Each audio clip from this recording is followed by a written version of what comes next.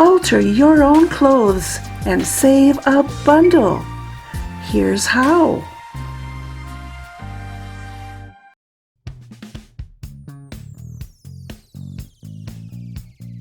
We're going to hem suit coat sleeves today.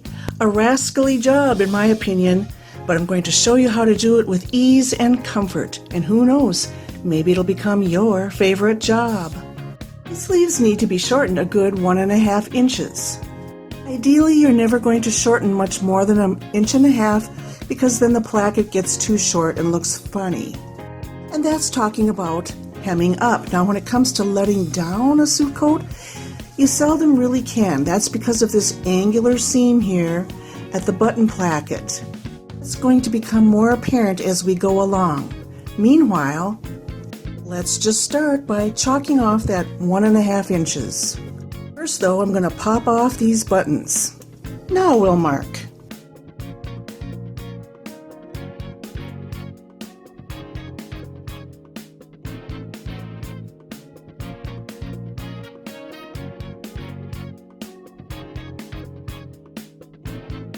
Release the lining.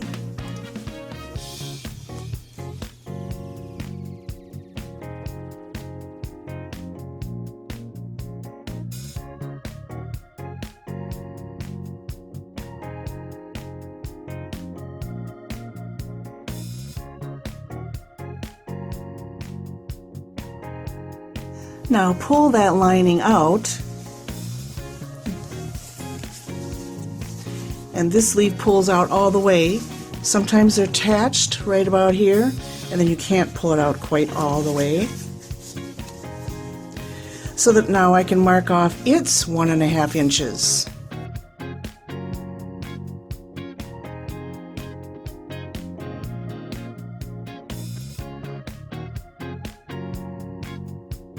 You can kind of see the chalk line where the new fold line will be. And I'm going to trim now close to it, just like it was at the original fold line, about 3/8 inch out. I'm going to give it a good 1/2 inch, I think. Before trimming, I am going to press under the new fold line.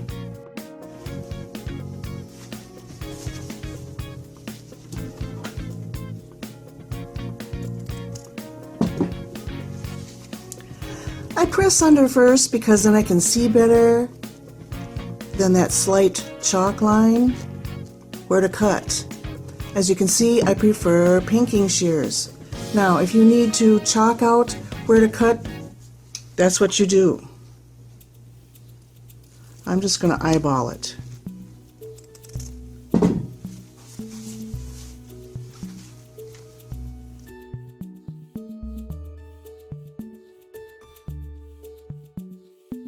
Now back to the sleeve. We're going to need to get all this apart too. Sometimes you find on suits it's loose here.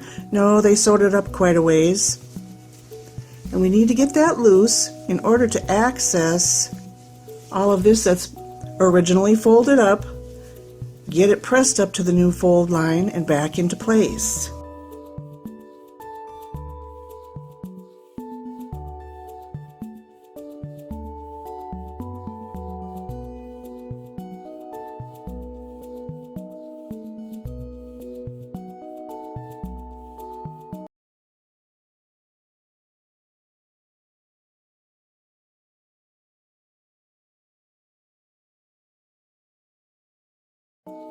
There, now it's all free up to the top of the pleat or vent. Next, we're going to rip out this angular seam and this straight seam here.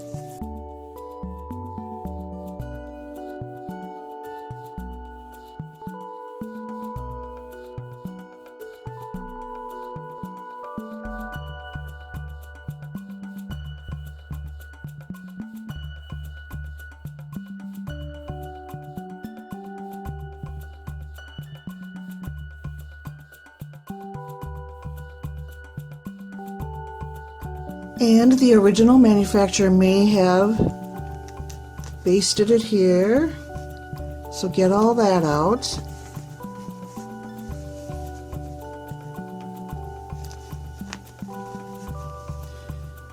until it's really just all flapping loose here.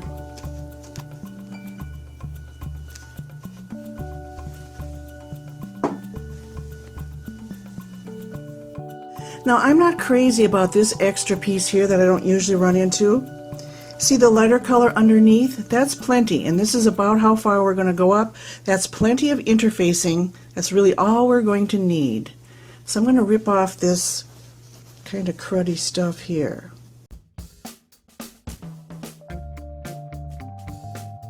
In this instance, we can now cut along the old fold line. That's because it's magically the 1.5 inches deep that this new fold line is going to be.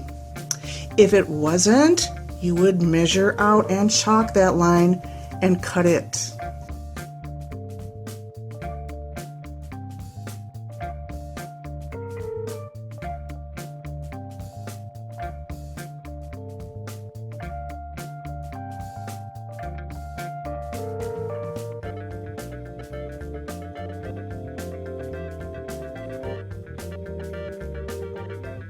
Now here I am almost trimmed, and I want to show you, see this angular seam that we took out a little bit ago? This is why you can't usually let down a sleeve.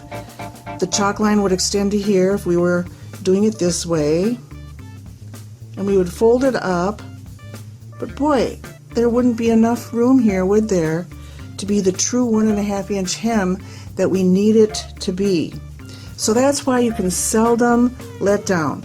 The only way you can let down is if the manufacturer left all this square right here instead of at an angle. Now I'm going to pick out all these old threads and press up at the new fold line, including all the way across where that old angle was. I'm going to use my old beat up sleeve board, which I can't be without. So use yours if you have one, otherwise if you don't, just get all this pressed under. Make sure everything's crisply pressed and matching. Next, we're going to do the one and only thing that we do on the machine. The rest of the work is all hand stitching. Now, not on the angular seam side, but the other side. Fold back on the new fold line and stitch all this together. That'll be your first sharp point. Once all sewn, pop it right side out as sharply as you can to a point.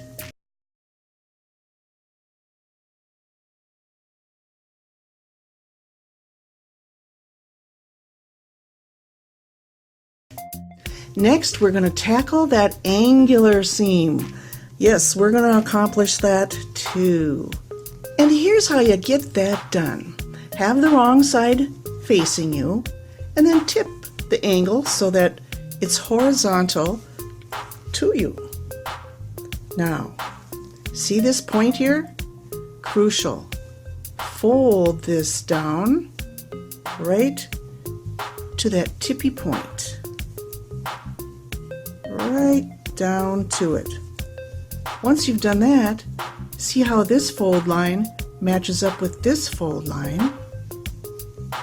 and this fold line matches up with that fold line. That's how you know that you're right on the money. Now, when you're new at this, probably works best to capture that point right here with a pin and work that pin vertically. Okay, all nice and captured that way. Now simply fold in on those existing fold lines, one side, capture it with a pin, vertically works well, then go and fold the other side in.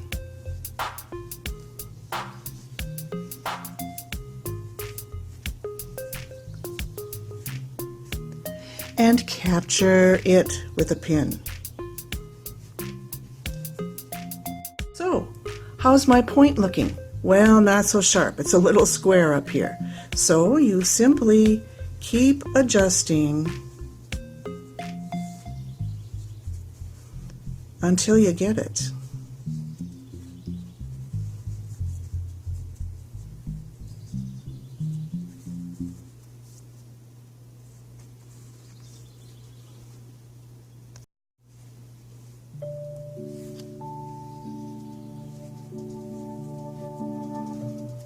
I'm just continue on refolding it until I've got a nice crisp point right there. And we're going to hand sew all this, and then it will be done. From this point forward, be forever checking to make sure everything matches and is even. So I'm going to kind of fold this down, awkward as it is. It seems like it's going to be good. If in the end it's not, I'll go and redo the easier side, which was the straight seam, rather than fuss around with this. So let's get on to hand sewing this together.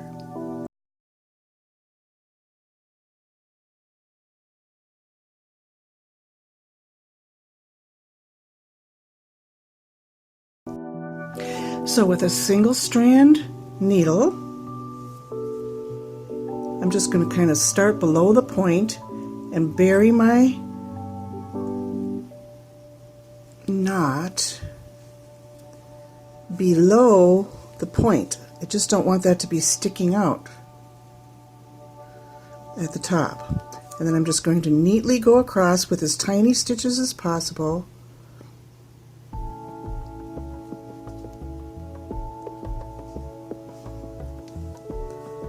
All the way down.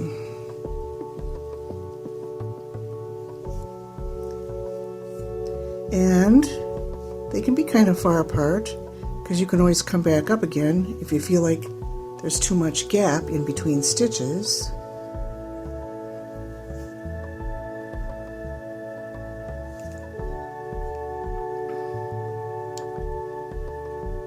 Don't worry too much if your stitches do kind of show. This is all going to be hidden underneath. The main thing is that we have this sweet, sharp point. So I'm going to continue down now the rest of the way.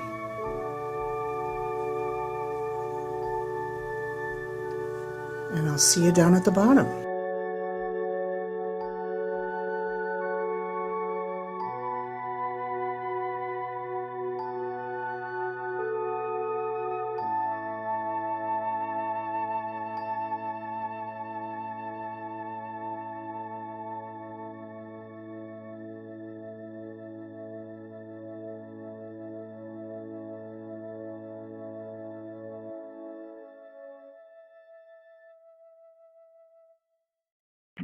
So let's see how I did. Take the pins out. This is looking pretty nice here. It's this side that we are mostly concerned about. Yeah, that looks like a good sharp point, about as sharp as you're going to be able to get it. Sometimes the manufacturers can get it sharper than that. You, as the alteration specialist, if you can get that, that is good. Now, because we're forever checking to make sure everything's even and matchy-matchy. Oh, I got lucky. I got lucky because sometimes one side or the other can extend down just a teensy bit, just enough to bother me. I'll press that and that's going to be good. See now how the vent isn't all that deep, and the buttons when we put them on are probably going to extend up beyond the vent a little bit, but that's just the way it is when it comes to shortening, and if you have to shorten substantially. When the sleeve had cooled off from pressing, I did go ahead and pin the two layers together from the front just so they aren't flapping around now when we go to deal with the lining that's been waiting patiently for its turn to be placed.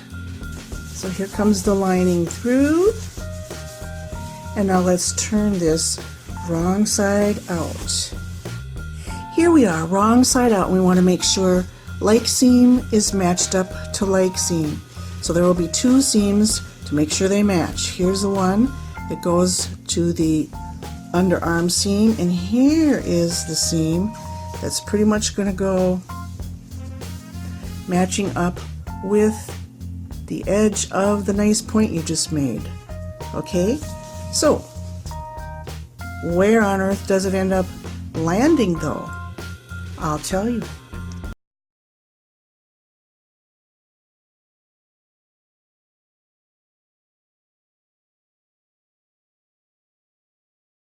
Refer to the other sleeve that you haven't done yet, and that's why this is a good time to say, just do one sleeve at a time. Don't do one step on one sleeve and then one step on the other sleeve and back and forth. No, do one sleeve in its entirety so that you have the manufacturer's original seam to refer to on the first one, and then when you've done this one, great, you'll have that to refer to when you need to for this sleeve.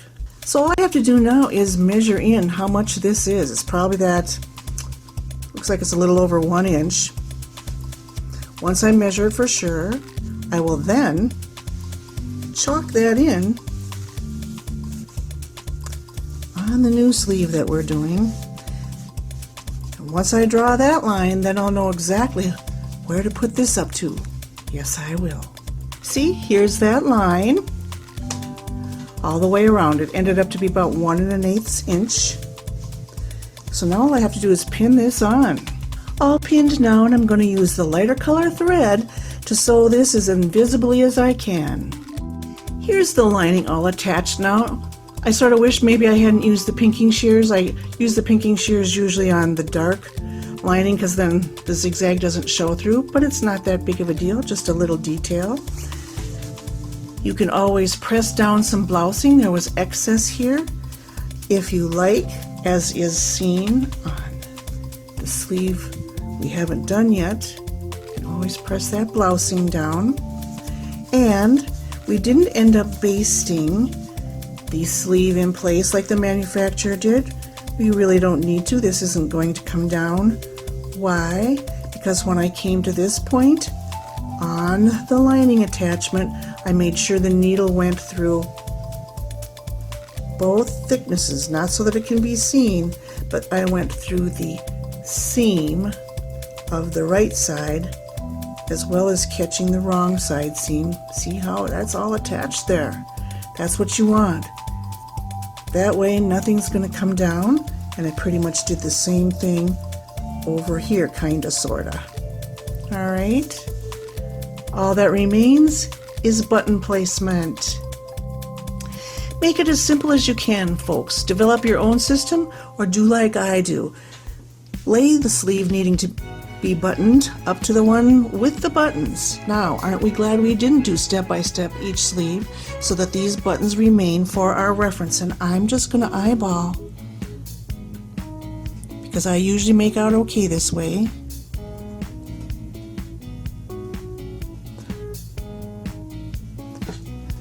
And that should be about accurate. I can always adjust as I go. Now, when you go to sew the buttons on, you're going to endeavor to not go through the lining layer, just like the manufacturer didn't. I'll probably get away with not having to go through the lining layer. I've finally gotten practiced enough that I don't. The first times you go to do it, don't worry about it if it's just too hard. Go through the lining layer. Just try to make it as neat as you can. Nobody's going to see it. You'll be good to go as long as you don't scrunch up the lining, okay? I'll be back in a flash to show you how I made out with button sewing. I'm all finished now and pretty excited. Can you tell which sleeve is mine and which one is the manufacturer's? Yeah, this one right here. Not bad. The only way you can tell the difference is because this vent is not as deep as the manufacturer's. So I encourage you folks to just go ahead and do this for yourselves. You can do it. Every good luck, good job.